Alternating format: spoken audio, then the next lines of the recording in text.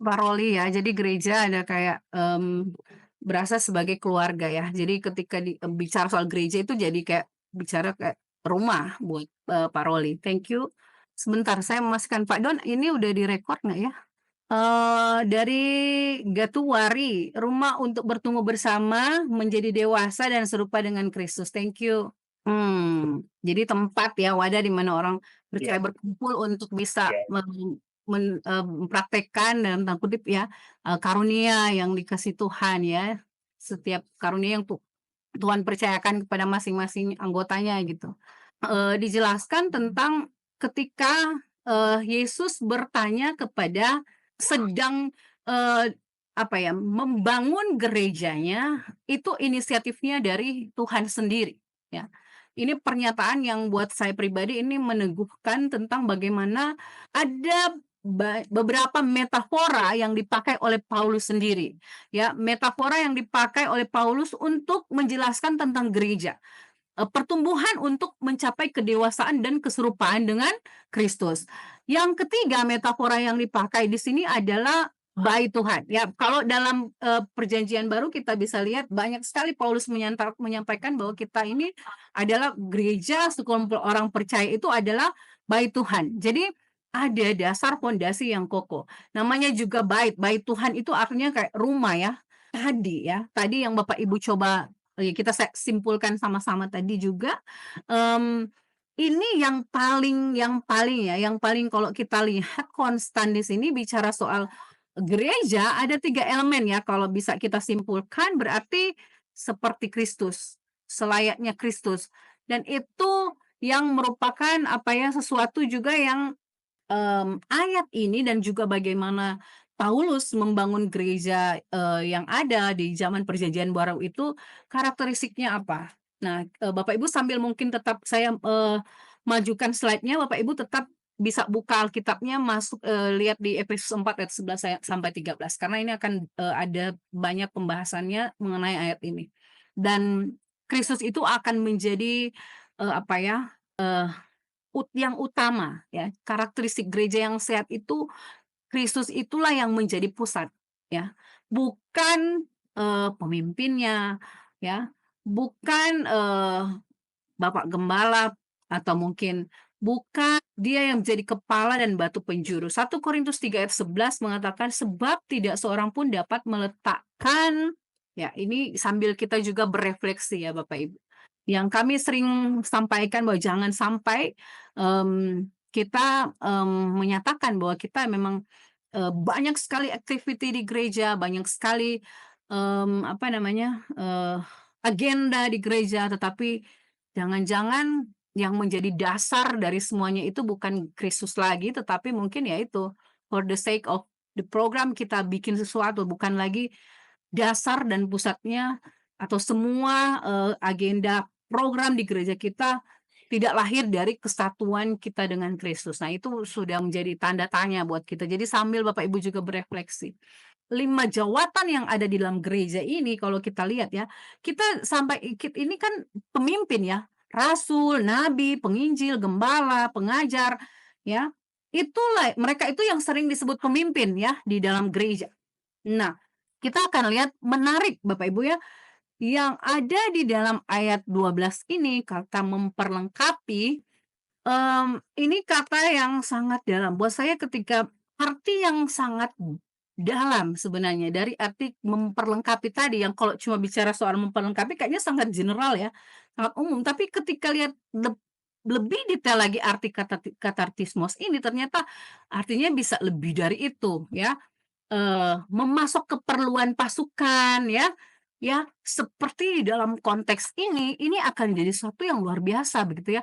Peran pemimpinnya untuk memperlengkapi anggota jemaatnya atau anggota tubuh Kristus yang dipercayakan untuk dilayani ini ternyata definisinya sangat luar biasa, tidak cuma terpaku dalam teaching aja, mengajar, tetapi ini maknanya jadi lebih luas gitu ya Bapak Ibu. Jadi bagaimana semua orang bisa berfungsi dengan baik, ya, memperlengkapi bukan cuman sekedar mengajar, tapi dalam konteks yang lebih deep deep, lebih dalam lagi.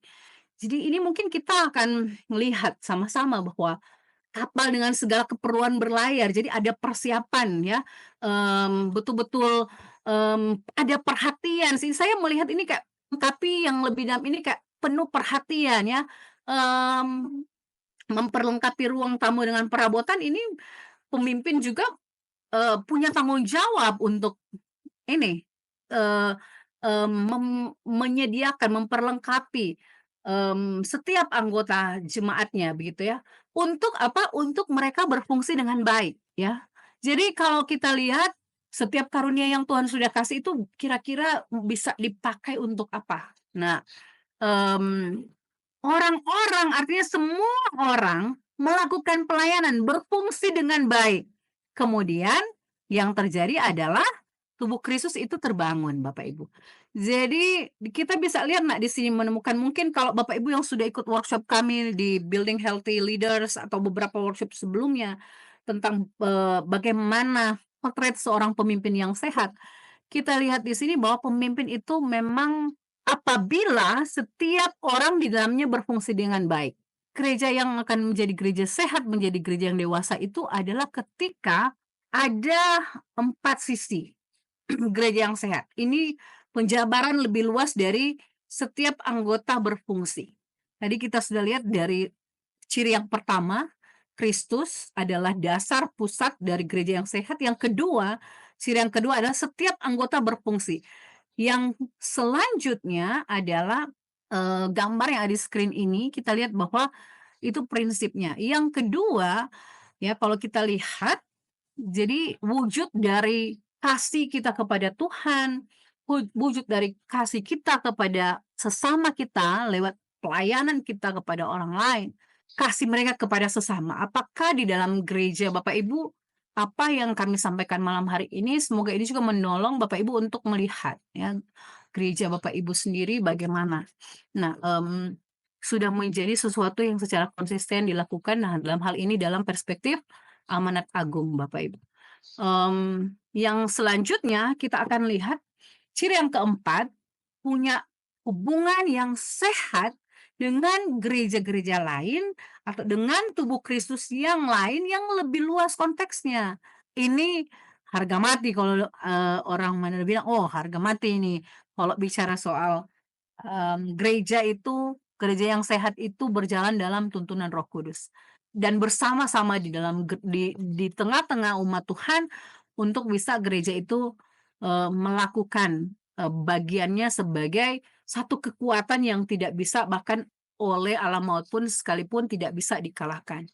Nah, mau berbagi mungkin Bapak Ibu, saya persilahkan supaya bukan saya terus yang ngomong. Yaitu apa?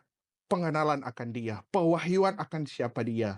Dan ini haruslah menjadi, keseluruhan hal konsisten tentang pewahyuan tentang Kristus ini sejak dari awal bangun gerejanya sampai sekarang ini, sementara zaman berjalan gereja terus ada, dan sampai akhir gereja harus terus dibangun di atas dasar pewahyuan tentang siapa Kristus.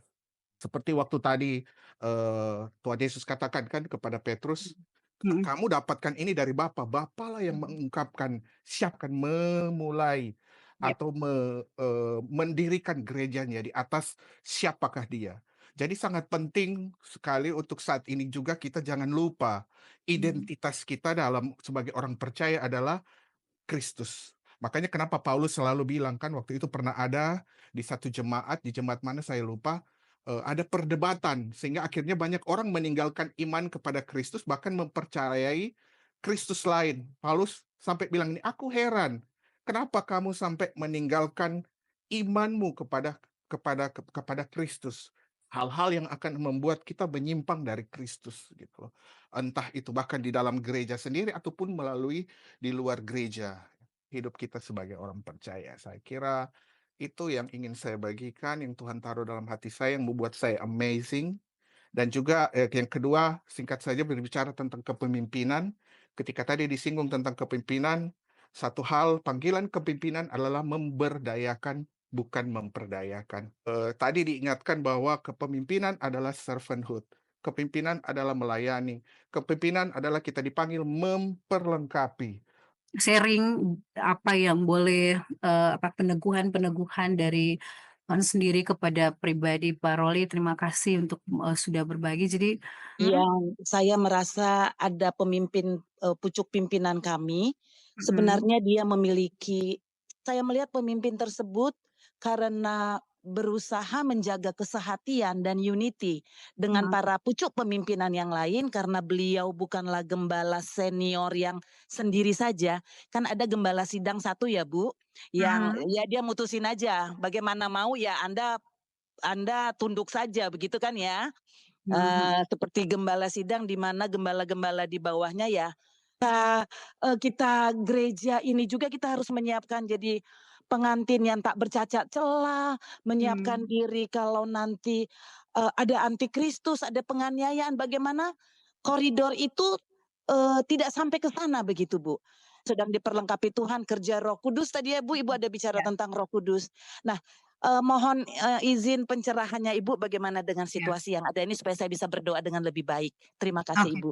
Iya, baik. Terima kasih Bu Ana untuk responnya dan juga, tadi membagikan, apa ya, case yang ada di konteks gereja ibu gitu ya. Memang bicara soal, bagaimana, akan baiknya kita akan bisa ada waktu ngobrol lebih deep soal saya menggali lebih banyak. Tetapi kalau merespon saja di saat ini, saya melihat bahwa, bicara soal, betapa pentingnya peran pemimpin ini untuk membangun gereja yang sehat. Tapi kita lihat bahwa pemimpin itu juga ada elemen-elemen lain dalam diri pemimpin ini yang akan menolong dia untuk juga bisa lebih efektif begitu ya. Selain punya karunia tadi mungkin, tapi kita lihat ada prinsip kalau di dalam kalau Bapak Ibu yang sudah pernah ikut workshop kami, kita lihat bahwa seorang pemimpin sehat dia itu akan dibangun di dalam, walaupun, seseorang ini punya mungkin leadership, apa ya, skill yang baik, dia juga punya karunia-karunia yang baik. Jangan sampai ada elemen lain dalam diri dia sebagai pribadi seorang pemimpin yang memang mungkin butuh untuk dibangun. Oleh karena itu kenapa, eee, oke, pemimpin terlihat tidak peka tuntunan Roh Kudus. Oke, jadi memang kalau ini kita harus ya ini, dari perspektif kita ya, ini akan sangat apa ya, kalau saya melihat gerejanya menjadi gereja yang sehat, Bu Ana. Itu respon saya. Karena kalau bicara soal kasus seperti ini, saya harus menggali lebih dalam lagi, Bu. Mungkin kita butuh waktu khusus begitu ya, tapi dari ini saya meresponnya seperti itu. Bagaimana Bu Ana, mungkin ada tanggapan? Terima kasih banyak, Bu, saya lihat memang, para pemimpin harus terbuka untuk belajar terus ya, Bu, ya. Jadi dengan apa yang Ibu bagikan ini, Mhm, saya semakin, apa ya, berdoa, Bu, untuk, pengantin wanitanya ini bisa benar gitu, Bu. iya. Makasih banyak Ibu Ya, Silvana. harapan kami begitu ya, bahwa di setiap gereja itu komunitas pemimpinnya akan seperti itu, punya hati yang, mau sama-sama saling membangun satu dengan yang lain. Memang banyak case yang kami dengarkan juga Bu, dalam workshop kami, dalam coaching kelas kami, juga ke leader-leader ya one on one. Punya, apa ya, accountability partner support system yang memang akan, apa ya, dipercaya bahwa apapun yang disampaikan bahkan di level mereka saling, kritik, saling, kasih masukan itu tidak akan merasa tersinggung begitu ya, take it personally yang sampai ada kepahitan yang sampai menyudutkan orang, sampai merasa dihakimi. Nah seperti itu ya, kami rindu komunitas pemimpin sehat yang terjadi dan ini saya hanya sedikit saja memberikan realitas gereja saat ini ya berdasarkan data yang juga kami di Leadership dapatkan dan juga mungkin pasti Bapak Ibu juga ada yang sudah mungkin pernah bahkan mengikuti dari 8 miliar populasi penduduk dunia saat ini masih ada kurang lebih 3,4 miliar yang masuk kategori unreached, jadi belum terjangkau dengan Injil. Artinya 42,6% yang perlu diperkenalkan tentang Yesus, PR besar kita untuk menjangkau, unreached people group yang ada di seluruh dunia ini, ya. Ada PR besar yang harus kita kerjakan untuk reaching out. Kalau karakteristik gereja yang sehat kan tadi, gereja itu harus menjangkau keluar. Nah, sementara populasi yang, apa, kita menjangkau generasi bahkan di dalam internal gereja sendiri justru lagi terhilang. Jadi ada bahkan pernyataan yang kalau saya pernah ikut konferensi misi bahwa, eee range usia remaja sampai, pemuda itu adalah juga termasuk unreached people group sekarang ini, yang sulit dijangkau begitu ya. Mereka masuk di dalam, bukan bicara soal unreached people group karena bicara kayak suku-suku terasing ya, suku-suku yang ada di pedalaman yang belum terjangkau Injil, tapi bahkan di usia yang remaja ke pemuda itu juga satu kelompok umur yang memang sekarang lagi susah dijangkau, itu jadi sebenarnya ladang pelayanan kita untuk kita jangkau nih anak muda. Jadi, ini realitas yang terjadi Bapak Ibu karena ini juga hasil research, jadi ini bukan asumsi, kita akan lihat bagaimana, tapi kalau kita belajar tadi dari paradigma perjanjian baru, bahwa gereja itu, tubuh Kristus itu bisa dibangun untuk jadi pemimpin, gereja yang sehat itu ada peran semua orang ya, semua orang melakukan, tanggung jawabnya pekerjaan pelayanan dan itu gereja akan dibangun, semua orang akan ambil bagian, semua orang akan berfungsi dengan baik, itu yang pertama Bapak Ibu. Yang kedua, satu-satunya orang yang nanti kemudian akan melakukan semua pekerjaan pelayanan, makanya nah heran Bapak Ibu, banyak sekali hamba Tuhan mungkin yang sudah kecapean, burn out begitu ya, karena semua ada di pundak dia tanggung jawabnya. Tapi sebenarnya kalau belajar dari sini, paradigma perjanjian baru adalah peran pemimpin adalah, membentuk budaya, membangun budaya seperti yang saya sampaikan tuh culture itu harus dibangun oleh pemimpin. Menciptakan kesempatan untuk setiap umat melakukan pekerjaan pelayanan ya, berpikir, strategis untuk bagaimana setiap umat itu terlibat, mulai dari anak-anak sampai mungkin lansia. Dia harus punya, apa, pemimpin itu harus bisa menciptakan kesempatan-kesempatan untuk, bersaksi, melayani, bersekutu itu yang dalam bahasa Indonesia. Jadi bagaimana ini terjadi dilihat lebih lebih dalam, lebih deep dalam, di manapun pendekatan yang akan sangat baik diterapkan di setiap gereja ketika 5C atau 5K dan dia diproses di dalam 4 dinamika. Bagaimana dinamika yang holistik ini akan menolong setiap orang untuk bertumbuh. Jadi, setiap orang yang ada di dalam tubuh gereja sendiri itu akan dibangun, baik itu level kepemimpinan yang ada, yang di bagian Tuhan memakai berbagai macam cara untuk membangun setiap orang, termasuk juga membangun tubuh Kristus. Jadi, bagaimana, mmm, 4 dinamika yang penting ini yang harus adalah prinsip dasar dari bagaimana kita mau membangun seseorang itu bisa jadi pemimpin yang sehat, Bapak Ibu. Yesus sendiri dan rasul-rasul juga menggunakan perspektif ini, Bapak Ibu, karena, kami sendiri melihat bahwa Yesus membangun murid-muridnya pun pada prinsipnya dia menggunakan prinsip 4 dinamika ini, Bapak Ibu. Jadi dia tidak hanya ini menunjukkan bahwa mereka juga dibangun secara holistik. Ya, gereja mula-mula ini mengalami bagaimana dipersiapkan dengan sengaja oleh para rasul untuk mereka tidak hanya sekedar menjadi objek, ya. Itu terjadi, bisa bisa dilakukan Bapak Ibu, bisa dilakukan kalau kita semua menyadari prinsip-prinsip ini. Karena ini, kita harus melakukan ini dengan sengaja Bapak Ibu. Membangun gereja yang sehat itu tidak hanya di awang-awang maksudnya ya, tapi ini harus intentionally itu harus diupayakan dan dimulai dari pemimpinnya. Ini yang bisa saya bagikan untuk sesi malam hari ini. Bapak Ibu minta maaf kita sudah lewat beberapa 15 menitan. Sebelum saya tutup, mungkin ada Bapak Ibu yang ingin berbagi, saya persilakan sambil saya mengingatkan untuk mengisi form evaluation yang sudah diberikan Pak Doni di kolom chat. Kalau ndak ada, mari kita tutup, workshop malam hari ini. Atas nama Leader Source mengucapkan terima kasih kepada Bapak Ibu. Seperti saya sampaikan silakan kontak kami untuk, mungkin follow up selanjutnya atau mungkin ada, apa, mau sharing dengan kami juga tentang apa yang mungkin bisa kami bantu untuk di gereja Bapak Ibu atau lembaga Bapak Ibu, silakan. Kami bersyukur kami boleh menjadi bagian dalam workshop saat ini untuk kembali organisasi ini Tuhan, pelayanan ini. Biarlah Tuhan Engkau memperlengkapi, semakin memperkaya gerejamu Tuhan. Semakin memperkaya orang percaya Tuhan, untuk menemukan identitas mereka di dalam Engkau, memperlengkapi mereka Tuhan, setiap gerejamu Tuhan. Untuk apa yang menjadi visi Tuhan bagi setiap kami.